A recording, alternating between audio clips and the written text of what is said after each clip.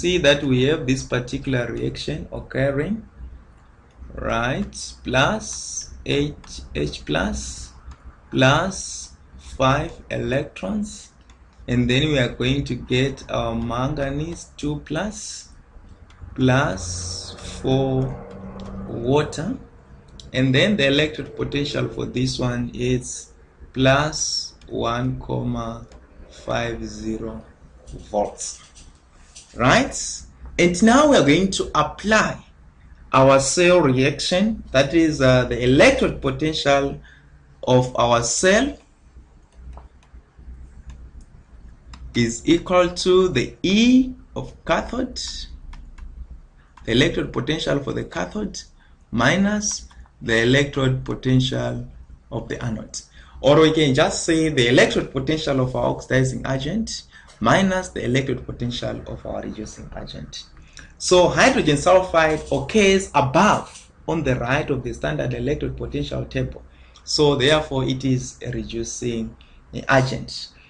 And the manganate itself is below on the left.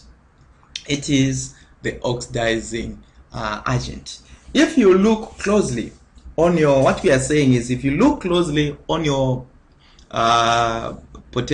standard potential table, that is the electrode, our hydrogen sulfide itself, if you can actually look it on your reduction potentials, you see to it that our hydrogen sulfide itself is actually above the permanganate, right? It is above the permanganate, so that's why it is actually performing in an oxidation reaction. Yes, of course it is below hydrogen, but now the electrode potential tells us that our hydrogen sulfide itself can actually undergo an oxidation reaction readily than permanganate. So we are having our E cathode minus our E anode, right? So if we have that, we are going to see to it that our electrode potential of our cell is going to be equal to 1.50 volts, that is the electrode potential for our manganate there, minus the electrode potential of our hydrogen sulfide, which is 0.14, right, volts.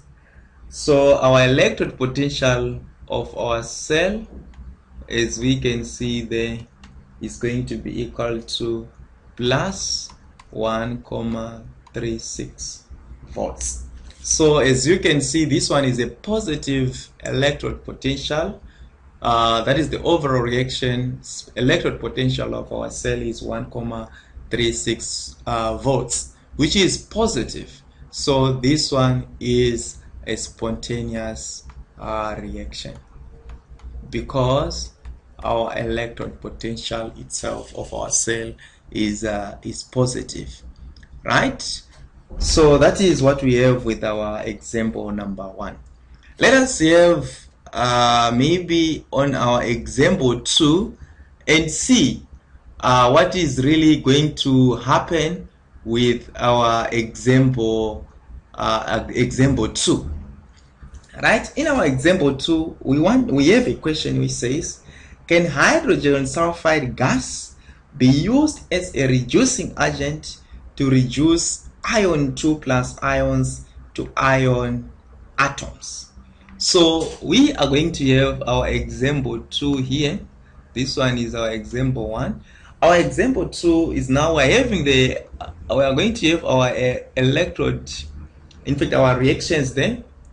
We are having our hydrogen sulfide being converted to hydrogen, to sulfur and hydrogen ions,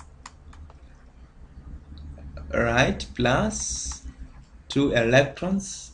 Our electrode potential is still the same, it didn't change, 0.14 volts, right? And that one for ion, we have ion 2 plus 2 electrons and then we are having our ion there, and so this one is minus 0.44 volts, right? So now we are going to have our electrode potential. So we want to calculate the electrode potential of our cell and see how our electrode potential of our cell will look like, right? So our electrode potential of our cell, we are going to use the same formula. The electrode potential for our cell itself is equal to the E of cathode minus the E of our anode, right? So now that one for our cathode is minus 0.44 volts. So this one is the electrode potential for our cell, minus 0.44 volts minus 0.14 volts. So our electrode potential of our cell is going to be equal to minus 0.58 volts, which is a negative one. So this one is a non-spontaneous reaction, right? So we can see that our hydrogen sulfide gas cannot be used as a reducing agent to reduce ion 2 plus to ion atoms. Maybe you can ask a question, how are we going to choose that this one is supposed to be an oxidation reaction and this one is supposed to be a reduction reaction? So as we have already highlighted, if you look on your electrode potential for your hydrogen sulfide, it's plus 0.14. If we're going to look that one for ion, it's minus 0.44 volts. But now what we want to do is we want to actually reduce ion 2 plus to ion. So we are not going to reverse this particular reaction. Why? Because from our question we are told that we are supposed to reduce ion 2 plus to ion, which means we are supposed to add 2 electrons to ion so that we can get our ion there, right? So definitely, and we are using what? Hydrogen sulfide to do that. So we are going to take the reaction in which our hydrogen sulfide is a reactant. So therefore, that's why we are taking these particular electrode potentials like that. So there is no need for us to have any problems as far as those ones are concerned. So now let us make a note, which we are supposed to note very well, that these predictions only strictly apply if the reactants are under standard conditions. And remember, we have already talked about standard conditions, but in this case we are not dealing with we are actually dealing with our hydrogen sulfide gas there. So the pressure which we are supposed to have is 101.3 kilopascals, and we are also dealing with some ions there. So there is need for us to know that our concentrations of our ions are supposed to be at 1 mole per cubic decimeter, right? And these particular reactions are supposed to take place at a temperature of 25 degrees. So maybe for the sake of clarity, there is need for us to actually note that our conditions which we are supposed to actually satisfy in this particular case is that number one, we need a temperature of 25 degrees or 298 kelvins. We did this one under lecture number 4. Or on number 2, since we are dealing with some ions there is need for us to have a concentration of 1 mole per cubic decimeter. Then we are also dealing with hydrogen gas there.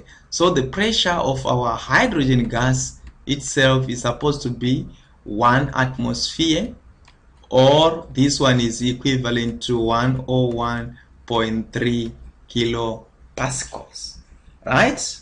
So a reaction which is predicted as unlikely may still occur if the concentration of one of the reactants is high enough, right? All what we are saying is, if we're going to increase the concentration of maybe our ion 2, right, we will see to it that maybe the reaction was going to be spontaneous. But if our concentration is 1 mole per cubic decimeter, right, then definitely our reaction is non-spontaneous.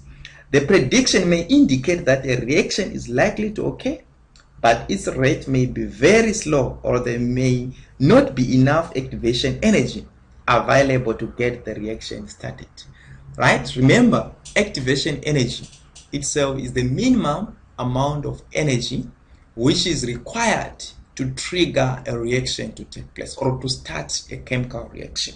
So that is what we actually have as far as this one is concerned.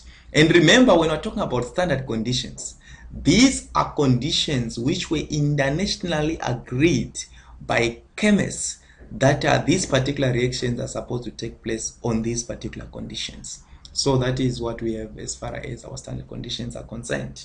So now I can understand that now you've actually grasped what we are going to, how we are going to use our standard reduction potentials in some chemical reactions. So now you are supposed to actually stay tuned for our next episode of the EMFs of galvanic cells. So with this, I just want to thank you for listening.